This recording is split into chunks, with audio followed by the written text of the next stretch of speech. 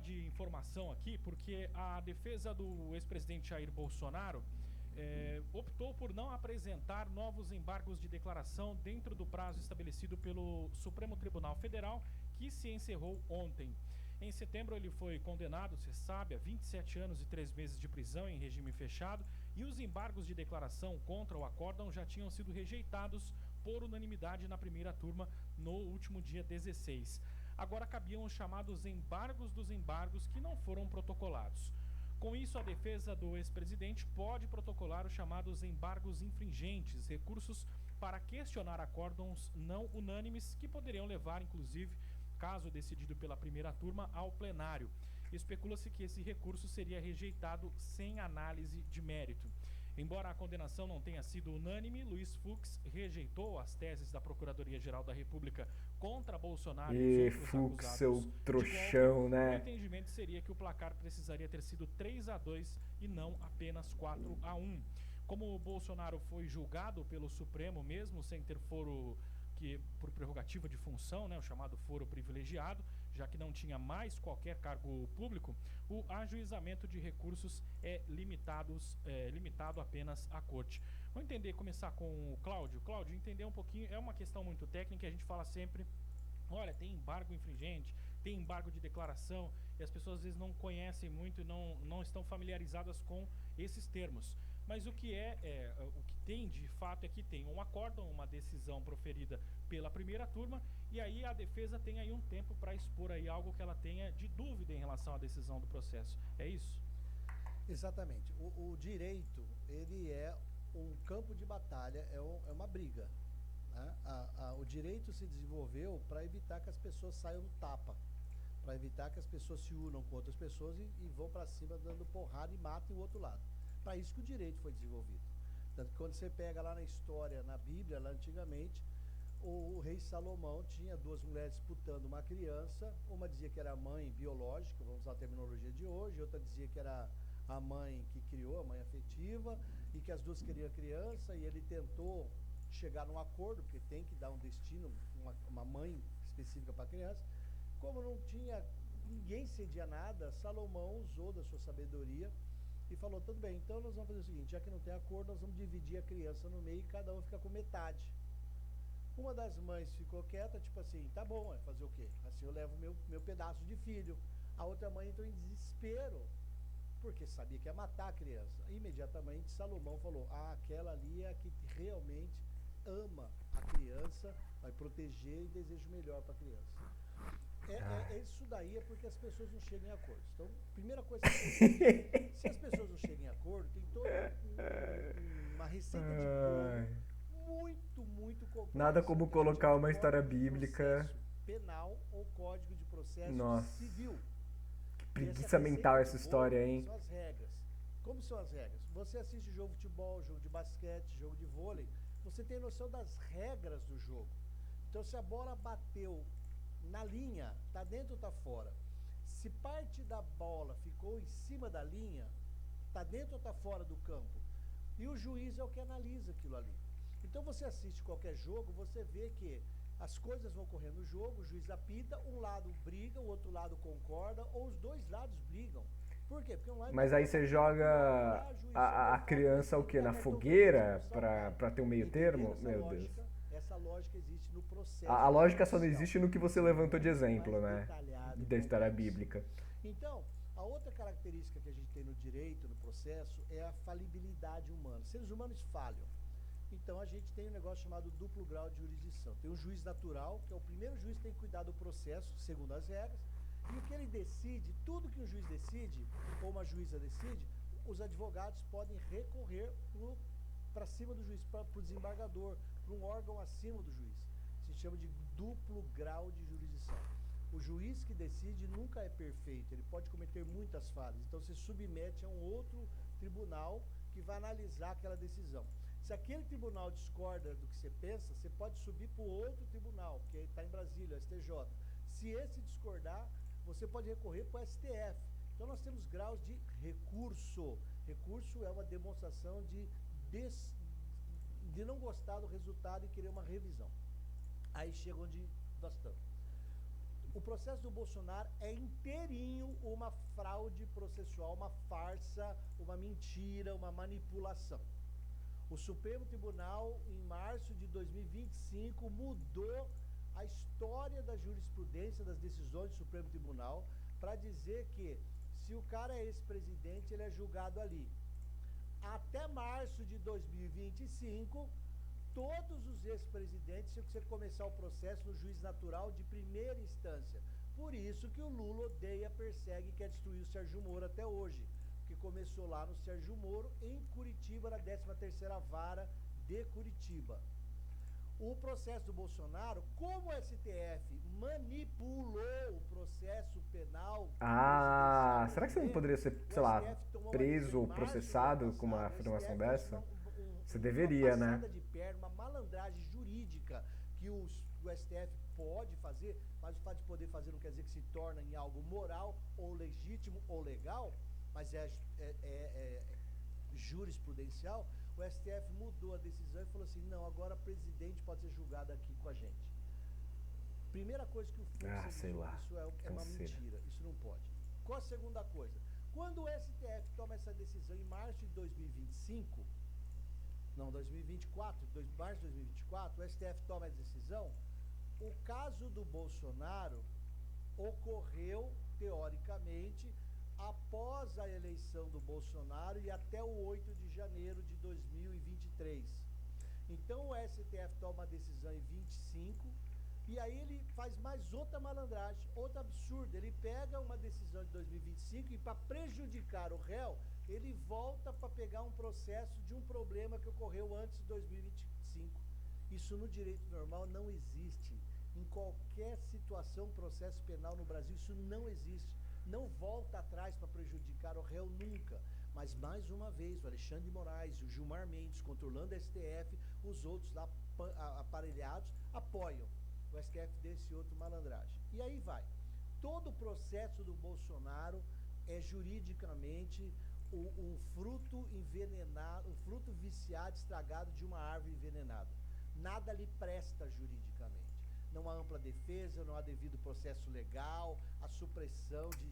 Tudo Como errado. assim? Pegaram leve com ele durante anos! Nossa, meu. Honesto, todo brasileiro que tem... Ele que pisou o pé no acelerador e agora conseguiu até mexer na tornozeleira. Se ele não tivesse mexido na tornozeleira, ele não tava agora lá. Então, por que tem que ter um monte de recurso? Teoricamente, segunda-feira era o último dia por um recurso chamado embargo de declaração, para pegar alguma obscuridade, omissão ou lacuna na decisão que eles tiveram sobre o Bolsonaro. A defesa não fez. Teoricamente, a defesa não fez isso, porque tem 5 dias para fazer, mas pode fazer um outro recurso, chamado embargos infringentes, que é um recurso que você pede para mudar a essência da decisão.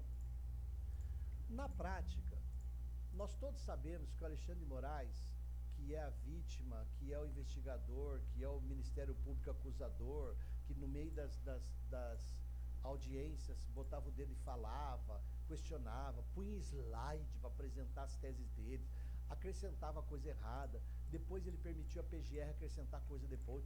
Tudo absurdo. Tudo Nós absurdo. sabemos que o Alexandre de Moraes, ele pega essas Tudo coisas e absurdo. diz assim, esse recurso tem caráter meramente protelatório, traduzido para o português cotidiano. Esse recurso que você apresentou serve para enrolar mais, para perder tempo, para atrasar as coisas. Então ele, como juiz supremo, maravilhoso, divino, inacreditável, ele olha esse recurso e fala assim, isso aqui foi só para enrolar, eu não aceito, não recebo, já enterra ele na hora. Seria o que ele faria com o embargo de declaração. Ou ele poderia chamar uma discussão. Vai entrar embargos infringentes em 15 dias.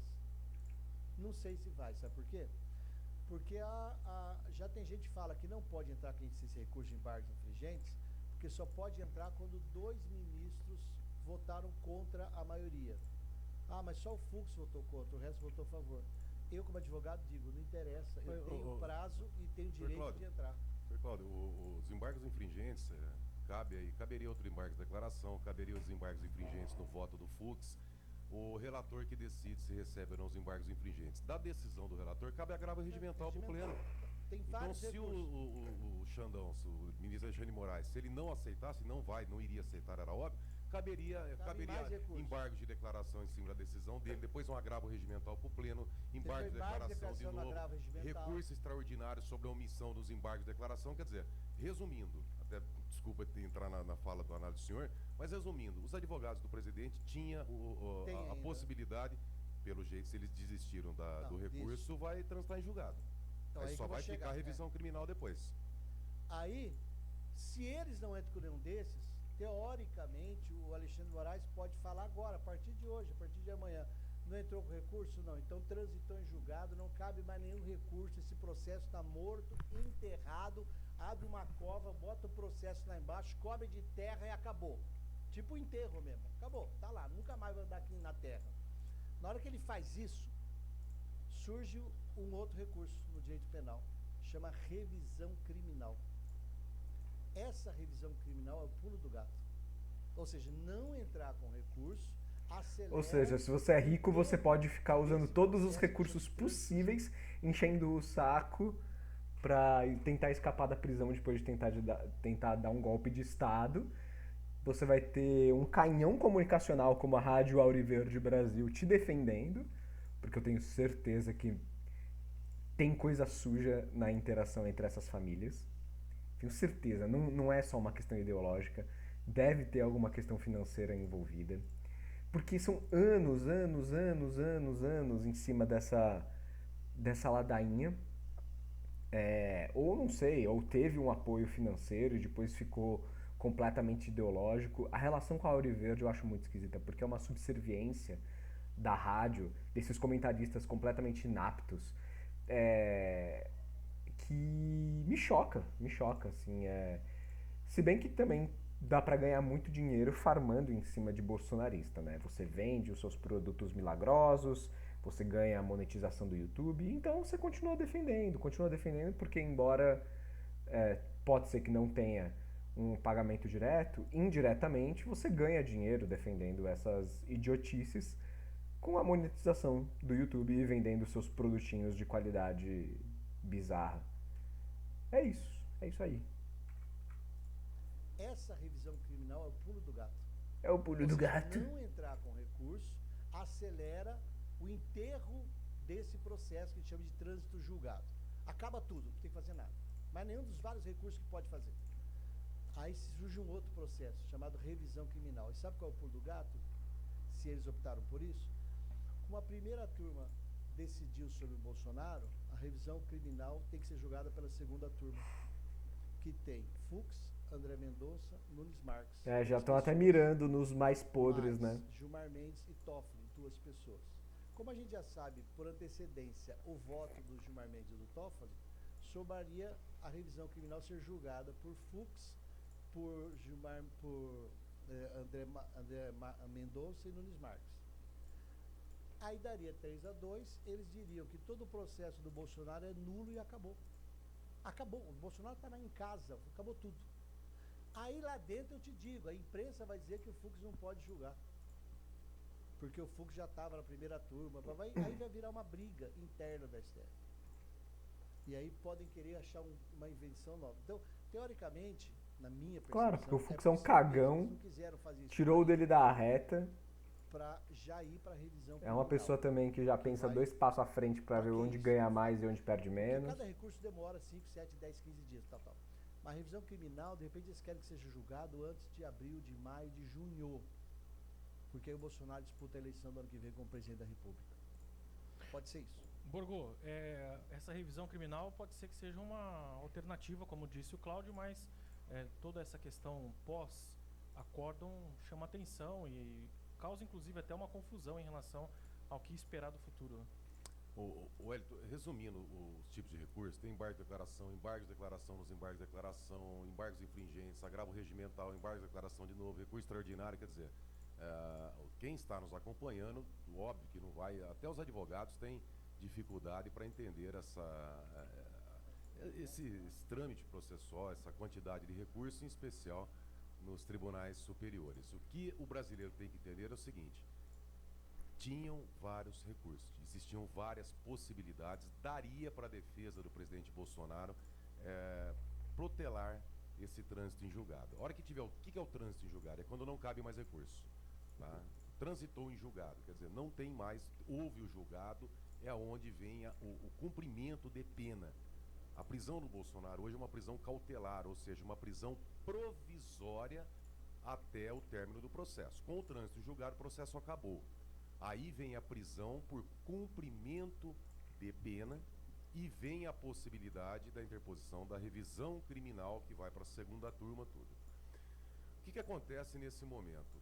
Quem mais tem noção do que está acontecendo, do momento, do timing jurídico e político, são os advogados do presidente, velho.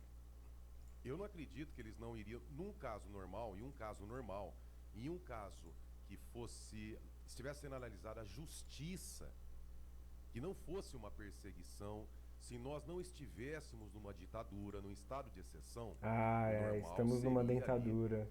Usar todos os recursos possíveis. Estamos numa dentadura, galera. Na questão da prescrição. Como tá? o Zanin usou. O Zanin usou todo tipo de recurso possível. Mas o Zanin podia porque ele não tinha multa de 22 milhões, né? O Zanin não tinha problema. Era apoiado pela STF. E a maioria dos advogados no Brasil toca processo sem perseguição, processo normal, né? No Brasil, no STF com os políticos de direita, que a perseguição é escancarada. O Dr. Paulo, enfim, a defesa do presidente tinha à disposição ali vários e vários recursos antes de transitar em julgado. Eles optaram, né, isso não quer dizer que os outros réus do núcleo 1, que os advogados vão optar pela mesma estratégia. Eles optaram pelo que a imprensa está dizendo. O Ramagem e o Torres também não recorreram. Não recorreram. Então, provavelmente, ali a estratégia de defesa seja antecipar o trânsito em julgado, porque ainda teria a revisão criminal. Mas por quê, Hélito? Provavelmente pelo time político. O momento é agora. Vamos supor que eles entram com embargos de declaração, depois com outros embargos de declaração, depois com agravo regimental, não sei o quê. Bolsonaro vai continuar preso na prisão preventiva na Polícia Federal. Aí vem final de ano, aí vem Natal, vem Ano Novo, daqui a pouco o pessoal começa a trabalhar pelo Carnaval, esfriou. Como o Brasil está em ebulição, muitas categorias cogitando de parar o Brasil, de ir para a rua, de fazer manifestação, os Estados Unidos em cima. Para quem acredita, os Estados Unidos foi lá, teve reunião com o Lula, tá tudo legal. Não, quando eles estão quietos, aí que é o problema, tá? Porque eles estão trabalhando. Não imaginem vocês que a CIA vai estar trabalhando ali. É porque a CIA vai ajudar o Bolsonaro, a CIA leva a sério o que a Auriverde fala. Claro, o trabalho está sendo É muito bom, é o multiverso da loucura. Os deputados sugeriram nas redes sociais que quarta-feira agora pode ser votada a anistia. Pode, nossa, Vai dar gente. certo? Não sei, depende. Não, realmente, olha, pessoal, é agora. Quarta-feira, daqui 72 horas, vão votar anistia. É isso. Finalmente o capitão vai ficar livre. Nós temos esse time, nós temos o Congresso. Ontem, por exemplo, alguns deputados sugeriram nas redes sociais que quarta-feira agora pode ser votada a anistia. Vai dar certo? Não sei, depende do voto, mas o time é esse. Essa prisão do presidente Bolsonaro ligou o start. Agora nós temos que fazer alguma coisa. Provavelmente, analisando juridicamente, com a experiência política que eu tenho aí de 30 e poucos anos que eu acompanho política, mas 20 Engraçado, anos não parece, de advocacia não. criminal. Eu entendo que os advogados do presidente Bolsonaro entenderam que o momento do trânsito em julgado era agora, para ver se realmente alguma coisa acontece. Nada acontece feijoada. Todos os recursos. Gente, é uma questão de estratégia de defesa. Quando nós sabemos que você pode entrar com o recurso que for, o recurso do ET, enfim, com mágica, mandrake, não adianta. Alexandre de Moraes, o sancionado por violar direitos humanos, eles vão negar todos os recursos. Então, o que nos cabe? Estratégia política aliada com a estratégia de direito criminal, e talvez seja essa a linha da defesa do presidente Bolsonaro. Deixa eu até entrevistar o Borgo numa questão, Hélito. Sim. Só para as pessoas entenderem, Borgo, porque para nós é bem fácil de entender. O pessoal fala assim, mas é que isso É fácil de daí entender, um vocês são mau julgamento caráter. político. As pessoas falam assim, mas e daí? O que tem de errado no julgamento político? Porque para nós o julgamento nunca é político. Num processo normal, numa vara normal, numa comarca, em qualquer lugar do Brasil, todo processo é técnico, ele é jurídico, não tem política nenhuma. Quando o julgamento é político, qual que é o problema, Borgo? Para esclarecer para a nossa audiência, ser didático, porque a gente fala tanto do processo político. Ontem o Chiquini, o Dr. Jeffrey Chiquini, deu uma aula aqui. Que é outro cara de pau, né? O Jeffrey Chiquini, outro cara de pau. O direito penal, o primeiro objetivo do direito penal não é punir as pessoas, é resguardar o cidadão do poder do Estado. Tá? O Estado, o soberano, né? Ele não pode ter ali o arbítrio sobre a lei das pessoas, tem que ter uma regulamentação. Ainda o Chiquini deu o exemplo de matar alguém. Matar alguém, pena de 6 a 12 anos, de 8 a 20, enfim, dependendo do crime. Por que prevê isso aí? Porque o cidadão sabe, se alguém matar, vai cumprir essa pena, é uma penalização. Então, existem as regras para limitar o poder do Estado e também, né, para penalizar um castigo ali, um efeito secundário. Tem gente até que não aceita que tem esse efeito de castigar, mas enfim, na prática existe mesmo. A partir do momento que há um julgamento político, as leis não são respeitadas. Isso é muito importante o cidadão entender. O julgamento político, ele deixa de ser técnico, meramente, exclusivamente técnico. Sim. E vira o quê? E o cidadão, o ser humano, ele é um ser político. Tudo na nossa vida. Ele pode não fazer política partidária, mas tudo na vida é político. Os relacionamentos são políticos. Eu, por exemplo, eu entendo a respeito de drogas, eu entendo a respeito da família, eu entendo de um jeito. O Dr. Cláudio entende de outro, o Hélio entende de outro. Quando nós tivermos um conflito, nós vamos levar para a justiça, que é um órgão técnico que vai decidir de acordo com a lei. A partir do momento que o julgamento é político, não vai prevalecer a lei e o meu direito, vai prevalecer a política. Vamos supor, eu sou amigo de um juiz. Meu irmão é juiz. Eu vou lá, o Dr. Cláudio tem uma demanda contra mim, está me processando, cai com o meu irmão que é juiz. Eu vou lá à noite, sento com o meu irmão não é juiz, tá? Mas eu sento com o meu irmão, acerta a negociação, negocia a sentença e o Dr. Cláudio perde. Esse é o julgamento Fica político. lá na cabeça do teu irmão, mas ele é um palhaço, sacana, tem que ferrar ele. Puf, acabou. Esse é o julgamento político. Qual que é a segurança que nós temos?